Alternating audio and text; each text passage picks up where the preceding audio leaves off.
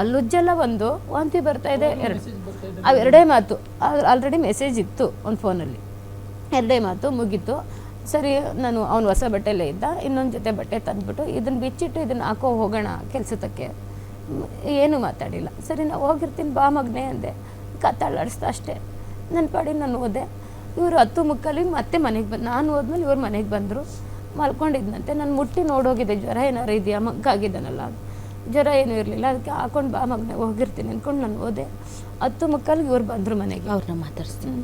S, ಏನಾಯ್ತು? ನಾನು 10:30 ಬಂದೆ. ಮಂಚದ ಮೇಲೆ ದಿವಾನ್ ಮೇಲೆ ಮನೆಗಿದ್ದ. ಯಾಕೆ ಮಗನೇ ಹುಷಾರಿಲ್ವಾ, ಹಾಸ್ಪಿಟ್ಲಿಗೆ ಹೋಗಿ ನಡಿ. ಇಲ್ಲ ಪಾಪ ರೆಸ್ಟ್ ಮಾಡ್ತೀನಿ ಅಂದ. ನಾನು ಅಷ್ಟೇ ಮಮ್ಮ, ನನ್ನ ಕೈ ಲಾಸ್ಟ್ ಮಾತು ಅಷ್ಟೇ, ಅಪ್ಪ ರೆಸ್ಟ್ ಮಾಡ್ತೀನಪ್ಪ, ರೆಸ್ಟ್ ಮಾಡಿದರೆ ಸರಿಯಾಗುತ್ತೆ ಇಷ್ಟು ಹೇಳ್ದೆ ಮಮ್ಮ. ನಾನು ಹೊರಟೋದೆ. ಆಮೇಲೆ 11:54 ಇವನು ವಿಡಿಯೋ ಅಪ್ಲೋಡ್ ಮಾಡಿದ್ದಾನೆ. ಮತ್ತೆ ಇವ್ರ ಮೆಸೇಜ್ಗಳು ಮತ್ತೆ ಸ್ಟಾರ್ಟ್ ಆಗಿ ಗ್ರೂಪಲ್ಲಿ ಹೋಗಿದೆ. ಗ್ರೂಪಲ್ಲಿ ಹೋದ್ರೆ ಒಬ್ಬರಿಂದ ಒಬ್ರಿಗೆ ಗೊತ್ತಾಗುತ್ತಲ್ಲ, ಗ್ರೂಪಲ್ಲಿ ಹೋಗಿದೆ ಗೊತ್ತಾಗೋಗಿದೆ. ಗ್ರೂಪಲ್ಲಿ ಹೋಗಿದೆ ಅಂತ ಹೇಳ್ಬಿಟ್ಟು ಮತ್ತೆ ಇವನೊಂದು ವಿಡಿಯೋ ಮಾಡಿ 11:54 ಅಪ್ಲೋಡ್ ಮಾಡಿದ್ದಾನೆ. ನನಗೆ 12:22 11ನೇ ತಾರೀಕು 12:22 ಕಾಲೇಜ್ ಕಡೆಯಿಂದ ಫೋನ್ ಬಂತು. ಹೋಗಿ ನೋಡಿದೊಳಗೆ ಚಿಕ್ಕ ಮಗುಗೆ ಜೋಕಾಲಿ ಕಟ್ಟಿದ್ದ ಒಂದು ಸೀರೆನ, ಆ ಸೀರೆನ ಕೊರಳಿಗೆ ಸುತ್ತಕೊಂಡು ನಿಂತ ಮಟ್ಟಿಗೆ ನಿಂತವ್ ಮಮ್. ಏನು ಜಂಪ್ ಮಾಡಿಲ್ಲ, ಒಂದು ಟೇಬಲ್ ಹಾಕೊಂಡಲ್ಲ ಮಮ್, ಏನೂ ಇಲ್ಲ. ಒಂದು ಟೇಬಲ್ ಮೇಲೆ ನಿಂತಿಲ್ಲ ಮಮ್, ಇಲ್ಲ ಜಂಪ್ ಮಾಡಿಲ್ಲ, ನಿಂತಿದ್ದಾನೆ. ಬರೀ 3 ಹಾಕಿತ್ತ ಕ್ಲೋಸ್ ಮಾಡ್ಕೊಂಡಿದ್ದ, ಕ್ಲೋಸ್ ಮಾಡ್ಕೊಂಡಿದ್ದ. ಬರೀ 3 ರೌಂಡ್ ಹಿಂಗೆ ಸುತ್ತಿದ್ದಾನೆ ಮಮ್ಮ, ಅಷ್ಟು ಬಿಟ್ಟರೆ ಏನು ಅದು ಗಂಟು ಹಾಕೊಂಡಲ್ಲ ಏನಿಲ್ಲ, ನಿಂತ ಮಟ್ಟಿಗೆ ನಿಂತಿದ್ದಾನೆ ಮಮ್ಮ. ಅಷ್ಟೊಂದು ಬೇಜಾರು ಮಾಡಿದ್ದಾರೆ ಅವನಿಗೆ, ಅಷ್ಟೊಂದು ಟಾರ್ಚರ್ ಕೊಟ್ಟಿದ್ದಾರೆ. ಅಷ್ಟು ಮೇಲಿರಲಿಲ್ಲ ಮೇಡಮ್, ನೆಲದಲ್ಲೇ ನಿಂತಿದ್ದ. ಡೋರ್ ಹೊಡೆಯೋಕ್ಕಾಗಿಲ್ಲ ಇವ್ರ ಕೈಲಿ, ಕಾಲು ಆಪ್ರೇಷನ್ ಆಗಿರೋದಕ್ಕೆ. ನಾನು ಬೆಡ್ರೂಮ್ ಕಿಟಕಿ ಕಡೆಯಿಂದ ಮೆಸ್ ಹರಿದ್ಬಿಟ್ಟು ಜೋರಾಗಿ ಕಿಟಕಿನ ಕೊಟ್ಟಿದ್ದೆ, ಅದು ಕಿತ್ಕೊಂಡ್ಬಂತು. ಅವಾಗ ನಾನು ಅನ್ಕೊಂಡೆ ನನ್ನ ಮಗ ಇವಾಗ ಸುತ್ಕೋತಾವನೆ ಅಂತ. ಅಯ್ಯೋ ಇವಾಗ ಸುತ್ಕೋತಾವನೆ, ಯಾರಾದ್ರೂ ಬಾಗ್ಲು ಹೊಡೆಯರಪ್ಪ ಅಂತ. ಎದುರುಗಡೆ ಮನೆ ಹುಡುಗ ಬಂದು ಅವ್ನು ಜಾಡ್ಸಿ 4 ಸರಿ ಒದ್ದ, ಡೋರ್ ಕಿತ್ಕೋತು. ನಾನೇ ಬಿಚ್ಚಿದೆ ಮೇಡಮ್ ನನ್ನ ಮಗನ. ಇಲ್ಲಿ ಜೋರಾಗಿ ಹೊಡೆದೆ, ಬಾಯಲ್ಲಿ ಉಸಿರು ಕೊಟ್ಟೆ. ಒಂದ್ಸರಿ ಅಂದಂಗಾಯ್ತು, ನನಗೆ ಖುಷಿ ಆಯ್ತು, ನನ್ನ ಮಗನ ಜೀವ ಐತೆ, ಬದುಕ್ತಾನೆ ಅಂತ ಆಸೆ ಪಟ್ಟೆ ಮೇಡಮ್. ಜೀವ ಮನೇಲೆ ಹೋಗಿತ್ತು. ನನಗೆ ಆಸೆ ಏನು ಅಂದ, ನನ್ನ ಮಗ ಬದುಕ್ತಾನೆ ಅಂತ ಅಂದ್ಕೊಂಡೆ ಮೇಡಮ್. ನನ್ನ ಮಗ ಇರಲಿಲ್ಲ ಮೇಡಮ್, ಮನೇಲೇ ಇರಲಿಲ್ಲ. ನನ್ನ ಕೈ ಬಿಟ್ಬಿಟ್ಟು ಹೋಗ್ಬಿಟ್ಟಿದ್ದ ಅವನು. ನಾನು ನೆನಪೇ ಮಾಡ್ಕೊಳ್ಳಿಲ್ಲ ಮೇಡಮ್ ನನ್ನ. ಅವನು ಚಿನ್ನಿ ಇಡೀ ಅವನೇನಾದ್ರು ಮನೆಗೆ ಬರ್ತೇನೆ ಅಂದರೆ ಮಾಡಿ ಮೇಲೆ ನಿಂತ್ಬಿಡ್ತಿತ್ತು ಮೇಡಮ್. ಅನರಕ್ಕದ ದೊಡ್ಡಮ್ಮ ಅಂತಾನೆ ಇವ್ರ ವೈಫ್ನ ಅವ್ರು ಹೇಳಿ ಕಳಿಸ್ತಿದ್ರು, ಅಣ್ಣ ಬರ್ತಾನೆ ಹೋಗು ಅಂತ. ನಿಂತ್ಬಿಡ್ತಿದ್ದ ಟೆರೇಸ್ ಮೇಲೆ ಅಣ್ಣ ಬರೋವರೆಗೂ. ನನ್ನ ಅಣ್ಣ ಪ್ರಾಣ ಅಂತ ಹೇಳೋನು ಎಲ್ರಿಗೂ. ಈಗ ಅವ್ರ ಅಣ್ಣ ಎಲ್ಲವೂ ಅಂತ ಅವನಿಗೆ ಗೊತ್ತಿಲ್ಲ. ಅಯ್ಯಪ್ಪ ಸ್ವಾಮಿಗೆ ಹೋಗೋನೆ ಅಂತಂದೆ ಕೇಳಿದ್ರೆ, ನನ್ನ ಮಗ ನನ್ನ ಹತ್ರ ಇಲ್ಲ. ಯಾರು ಮಗನೇ ಅನ್ನಲಿ ಅಂತ ಗೊತ್ತಾಗ್ತಿಲ್ಲ, ಯಾರು ನವಾಗ್ಲಿ ಅಂತ ಗೊತ್ತಾಗ್ತಿಲ್ಲ ಮೇಡಮ್ ನನಗೆ. ಅಯ್ಯಪ್ಪ ಸ್ವಾಮಿಗೆ ಹೋಗೋನೆ ಅಂತ ತಿಳ್ಕೊಬಿಟ್ಟವನು ಅವನು. ಅಣ್ಣ ಎಲ್ಲ ಜಾಸ್ತಿ ಹೂವು ಹಾಕೊಂಡು ಅಯ್ಯಪ್ಪ ಸ್ವಾಮಿಗೆ ಹೋಗೋನೆ ಅಣ್ಣ ಅಂತೆ. ಯಾವಾಗ ಬರ್ತಾನಮ್ಮ ಅಂತಾನೆ, ಯಾವಾಗ ಬರ್ತಾನೆ ಅಂತ ಹೇಳಿ ಮೇಡಮ್. ನಾನು ಹೇಳ್ತಾ ಇದ್ದೀನಿ, ಅಣ್ಣ ಬರಲ್ಲಮ್ಮ, ದೇವ್ರ ಅಲ್ಲಿಗೆ ಪೂಜೆ ಮಾಡೋಕೆ ಕೂರಿಸ್ಕೊಂಡ್ಬಿಟ್ಟವನೇ ಅಂತ ಹೇಳ್ತಾ ಇದ್ದೀನಿ. ಅಯ್ಯಪ್ಪ ಸ್ವಾಮಿ ಇಲ್ಲಿದ್ದಾನೆ ಅಂತ ನಂಬ್ಕೊಂಡ್ಬಿಟ್ಟು. ಮೇಡಮ್ ಪುನೀತ್ ರಾಜ್ಕುಮಾರ್ದೊಂದು ಮಾಡಿದ್ದಾನೆ ಕಾಲೇಜಲ್ಲಿ, ಒಂದು ಕಾಲೇಜಲ್ಲಿ ಅಷ್ಟೊಂದು ಎಲ್ಲೂ ಕಲಿಯಕ್ಕೆ ಹೋಗ್ನಲ್ಲ ಮ್ಯಾಮ್. ಅವನಾಯ್ತು, ಅವ್ನ ಕೆಲಸ ಆಯ್ತು, ರೂಮು, ಯಾರೂ ಫ್ರೆಂಡ್ಸ್ ಇರಲಿಲ್ಲ. ಈ ಕಾಲೇಜ್ಗೆ ಹೋದ್ಮೇಲೆ ಫ್ರೆಂಡ್ಸ್, ಅಲ್ಲಿವರೆಗೂ ಅವನಿಗೆ ಫ್ರೆಂಡ್ಸೇ ಇಲ್ಲ ಮೇಡಮ್. 3 ವರ್ಷನೂ ಇರಲಿಲ್ಲ ಮ್ಯಾಮ್. ಇತ್ತೀಚೆಗೆ ಈಗ ಇವರು ಏನು 4 ಜನ ಗ್ರೂಪ್ 6 ತಿಂಗಳಿದ್ದಾರೆ ಬೇಕು ಅಂತ ಫ್ರೆಂಡ್ ಅವನಿಗೆ. ಹಿಂಗಾದ್ರು ಯಾಕಾದ್ರು ನನ್ನ ಮಗ PGಲಿದ್ದಾನೆ, ಯಾಕೆ ಕರ್ಸ್ಕೊಂಡ್ರು, ಸಾಯ್ಸೋಕೆ ಕರ್ಸ್ಕೊಂಡ್ಬಿಟ್ರ ನನ್ನ ಮಗನ. ಅಲ್ಲಿಗೆ ಹೋಗುವಾಗ್ಲೂ ನಾವು ಹುಡುಗರು ಏನಂದ್ರೆ ಸರ್, ನೀವು ಕೇಳಿದ್ರ ಯಾಕ್ರಪ್ಪ ಹಿಂಗ್ ಮಾಡಿದ್ರಿ ಅಂತ ಕೇಳ್ದೆ ಮ್ಯಾಮ್. ಏನು ಗೊತ್ತಿಲ್ದಂಗೆ ಬರೀ ನಮ್ಮನ್ನ ಡೈವರ್ಟ್ ಮಾಡಾರೆ ಹೊರ್ತು ಕರೆಕ್ಟಾದ ವಿಷಯ ಯಾರು ಹೇಳಿಲ್ಲ ಮ್ಯಾಮ್. ಇಲ್ಲ ಅಂಕಲ್ ಚೆನ್ನಾಗಿದ್ದ, ರೂಮಿಗೆ ಬಂದಲ್ಲಿ ತುಂಬಾ ಚೆನ್ನಾಗಿ ನೋಡ್ಕೊಂಡಿದೀವಿ ಅರುಣ. ನಮ್ಮ ರೂಮಲ್ಲಿ ತುಂಬಾ ಚೆನ್ನಾಗಿದ್ದ ಅಂತಾರೆ, ಬಿಟ್ಕೊಡ್ತಾ ಇಲ್ಲ, ನಮ್ಮನ್ನು ಡೈವರ್ಟ್ ಮಾಡೋಕ್ಕೆ ನೋಡ್ತಾರೆ.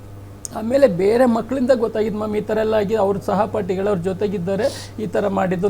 ನಾವು ಬಂದು ಹೇಳಕ್ಕೆ ಬಂದರೆ ನಮ್ಮ ಹೆಸರು ಗೊತ್ತಾಗುತ್ತೆ ಅಂತ ಹೇಳ್ಬಿಟ್ಟು ಎಲ್ಲ ಮಕ್ಕಳು ಇವಾಗ ಮೆಸೇಜ್ ಹಾಕಿದ್ದಾರೆ ಮ್ಯಾಮ್. ನೋಡಿ ಮ್ಯಾಮ್, ಅದರಲ್ಲಿ ನಿಮ್ಗೆ ಇವಾಗ ಸಮಾಧಾನ ಆಯ್ತಾ, ತೃಪ್ತಿ ಆಯ್ತಾ ಅಂತ ಲಾಸ್ಟ್ಗೆ ಒಂದು ಮಗು ಮೆಸೇಜ್ ಹಾಕಿದ್ದಾರೆ ಗ್ರೂಪಲ್ಲಿ. ಹುಡುಗಿ ಇಮಿಡಿಯೇಟ್ಲಿ ವಿಷಯ ಗೊತ್ತಾಗ್ತಿದ್ದಂಗೆ ಅವ್ನು ಹೆಂಗೆ ಮಾಡ್ಕೊಂಡ್ಬಿಟ್ಟಿದ್ದೆ ನನಗೆ ಗೊತ್ತಾದ ತಕ್ಷಣ ಗ್ರೂಪಲ್ಲಿ ಹಾಕಿದ್ಲಂತೆ.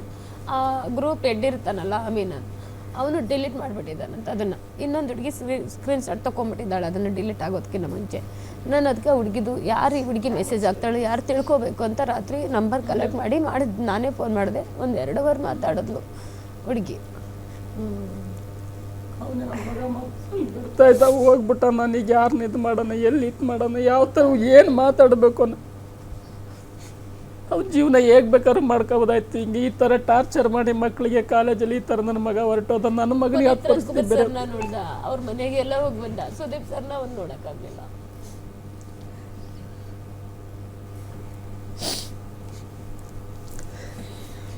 ಅದು ನಮ್ಮ ದೊಡ್ಡಕ್ಕನ ಮನೇಲಿ ದೇವ್ರ ಮನೆಗೆ ಬಿಡಿಸಿರೋದು ಬಂದು ಗೃಹ ಪ್ರವೇಶಕ್ಕೆ. ಆ ಚಿತ್ರ ದೇವ್ರ ಮನೆಗೆ ಬರ್ದಿದ್ದಾನೆ ಫಸ್ಟ್ PU ನಲ್ಲಿ. ಈಗ ಅರೆಸ್ಟ್ ಮಾಡಿದ್ದಾರೆ ಸರ್. ಮ್ಯಾಮ್ 4 ಜನದ ಮೇಲೆ ಕಂಪ್ಲೇಂಟ್ ಮಾಡಿದ್ದ ಮ್ಯಾಮ್. 4 ಜನನೂ ಕರೆಸಿದ್ರು. ಪೊಲೀಸ್ನವ್ರ ಅವ್ರ ಕೆಲಸ ಅವ್ರು ಮುಂದುವರಿಸಿದ್ದಾರೆ ಮ್ಯಾಮ್. ಅದರಲ್ಲಿ 2 ಅರೆಸ್ಟ್ ಮಾಡಿ ಜೈಲಿಗೆ ಕಳಿಸಿದ್ದೀನಿ ಅಂತ ಹೇಳಿದ್ದಾರೆ. ಇನ್ನಿಬ್ಬರು ಅದೇನೋ ಮುಚ್ಚಳಿಕೆಯನ್ನು ಬರೆಸ್ಕೊಂಡು ಅವ್ರನ್ನ ಬಿಟ್ಟಿರ್ಬೋದು, ಗೊತ್ತಿಲ್ಲ. ಅವರು ಕೆಲಸ ಮಾಡ್ತಿದ್ದಾರೆ. ನಿಮ್ಮ ಕಡೆಯಿಂದ ಒಂದು ಸ್ವಲ್ಪ ಅವ್ರಿಗೆ ಇನ್ನೊಂದು ಸ್ವಲ್ಪ ನನ್ನ ಮಗನಿಗೆ ನ್ಯಾಯ ತೋರಿಸ್ಕೊಡ್ಬೇಕು ಮ್ಯಾಮ್. ಏನು ಹುಡುಗರ ಹೆಸರು? ಎಲ್ಲರೂ ಮೇಜರ್ಸ್? ಎಲ್ಲ ಮೇಜರ್ಸ್ ಮ್ಯಾಮ್. ಎಲ್ಲ 21 ಇಯರ್ ಆಗಿರೋರು ಚಿರಂತ್, ರಂಜಿತ್, ವಿಕಾಸ್ ಮತ್ತೆ ಅಮೀನು ಮುಚ್ಚಳಿಕೆ ಬರ್ಸ್ಕೊಂಡು ಬಿಟ್ಟಿದ್ದಾರೆ ಅಂತಿದ್ದಾರೆ. ಆಮೇಲೆ ಇನ್ನೊಂದೇನಂದ್ರೆ ಪಾಪ ಅವ್ರ ತಂದೆ ತಾಯಿಗಳು ಯಾರು ನಮ್ಮ ಮಕ್ಕಳು ಹಿಂಗೆ ಇನ್ನೊಬ್ಬ ಮಗುಗೆ ಟಾರ್ಚರ್ ಕೊಟ್ಟು ಆ ಹುಡುಗ ಸುಸೈಡ್ ಮಾಡೋ ಲೆವೆಲ್ಗೆ ಟಾರ್ಚರ್ ಕೊಡಿ ಅಂತ ಯಾವ ತಂದೆ ತಾಯಿನೂ ಹೇಳ್ಕೊಡಲ್ಲ ಮೇಡಮ್. ಎಲ್ಲರೂ ಪಾಪ ಅವರು ನನ್ನ ಮಕ್ಕಳು ಚೆನ್ನಾಗಿ ಓದ್ಲಿ ಅಂತಾನೆ ಕಳ್ಸಿರ್ತಾರೆ. ಬಟ್ ಇವು ಹಿಂಗ್ ಮಾಡಿ ಒಂದು ಮಗುವಿನ ಪ್ರಾಣ ತೆಗಿಯೋದು ಹೇಳಿ ಅದೊಂದು ಮಾತಾಡೋದು ತುಂಬಾ ಬೇಜಾರಾಗೋಯ್ತು. ಸತ್ತ ಓದ ನನ್ನ ಮಗನ ಭವಿಷ್ಯ ಅಂದ್ರು ಮೇಡಮ್. ನನ್ನ ಮಗನ ಭವಿಷ್ಯ ಕಟ್ಟೋಕ್ಕೋಸ್ಕರ ಅಲ್ಲ ನಾವು ಇಷ್ಟು ಬೀದಿಲ್ಲ ಅಲ್ದಿತ್ತು. ಇನ್ನು ಎಷ್ಟು ದಿನ ಇತ್ತು? ಒಂದು 6 ತಿಂಗಳು. 6 ತಿಂಗಳಷ್ಟೇ. 6 ತಿಂಗಳಷ್ಟೇ. 6 ತಿಂಗಳು ಅವನ ಅಲ್ಲಿ ಒಂದು ಚೂರು ಮುಂದಕ್ಕೆ ಹಾಕಿದ್ರೆ ಹೋಗ್ಲಿ, ನಿಮ್ಮ ಹತ್ರ ಆದ್ರೂ ಹೇಳ್ಕೊಂಡಿದ್ದಿದ್ರೆ ಏನೋ ಒಂದು ಮಾಡ್ಬೋದಾಗಿತ್ತು. ಇನ್ನು 6 ತಿಂಗಳು ಹೋಗಿದ್ದಿದ್ರೆ ಮನೇಲಿ ಇನ್ನು 6 ತಿಂಗಳು ಪ್ರಾಜೆಕ್ಟ್ ಮಾಡೋದಷ್ಟೇ ಇರ್ತಿತ್ತು. ಮನೆಗೆ ಬಂದ್ಬಿಡ್ತಿದ್ದ. ನನ್ನ ಮಗ ಕೆಲ್ಸಕ್ಕೆ ಹೊರಟೋಗ್ತಿದ್ದ ಮೇಡಮ್. ನಮ್ದೆಲ್ಲ ನಾವಿನ್ನು ಸುಖವಾಗಿರ್ತಿದ್ವಿ ಅಂದ್ಕೊಂಡ್ವಿ. ಎಲ್ರಿಗೂ ಹೇಳ್ಕೊಡು ನನ್ನ ಮಗ ಕೈಗೆ ಬಂದ, ಇನ್ನು ನಾವು ಕೂಲಿ ಮಾಡೋಂಗಿಲ್ಲ. ಅವ್ನ ಕನಸು ಏನಂದರೆ ಅವ್ನು ಕಾಲೇಜ್ ಮುಗಿಸ್ಕೊಂಡು ಬಂದ ತಕ್ಷಣ ಅಪ್ಪಂಗೊಂದು ಅಂಗಡಿ ಹಾಕ್ಕೊಡ್ಬೇಕು, ಸಾಕು ಇನ್ನು ದುಡಿಯೋದು. ಅವ್ನು ಹೇಳಿದ್ದ ಮೇಡಮ್ ಗುರುವಾರ ಸಂಜೆ ನನ್ನ ಹತ್ರ, ಅಪ್ಪ ಇನ್ನು ಎಷ್ಟು ದುಡಿ ಮಗ 5 ಲಕ್ಷದ ವಿಷಯ ಮಾತಾಡಿದ್ವಲ್ಲ, ಅದೇ ಕರೆನ್ಸಿ ಚೇಂಜ್ ಮಾಡಬೇಕು ಅಂತ. ಅವಾಗ ಹೇಳ್ದ, ಅಪ್ಪ ಇದು ದುಡ್ದು ಕಾಲು ಸೌದೋಗ್ಯವ ಮಗನೇ, ಇನ್ನು ಎಷ್ಟು ದುಡಿಬೇಕು. ನನ್ನ ಕಾಲೇಜಿಂದ ಬಂದ ತಕ್ಷಣ ಅಪ್ಪನಿಗೆ ಇದು ಅಂಗಡಿ ಹಾಕ್ಕೊಡ್ತೀನಿ, ನಿನ್ನ ದಿನಕ್ಕೆ ಒಂದ್ಸರಿ ವ್ಯಾನ್ ಇಳಿಸೋಕೆ ಮೆಟ್ಲಿಳಿ, ಮತ್ತು ವ್ಯಾನ್ ಇಳಿಸ್ಕೊಳ್ಳೋಕೆ ಮೆಟ್ಲತ್ತು ಅಷ್ಟೇ, ಇನ್ಯಾವುದಕ್ಕೂ ಇಳಿಬೇಡ ಅಂದ. ಜೀವನ ಪರ್ಯಂತ ಇಳಿಸ್ತಾ ಇದ್ದಾನೆ.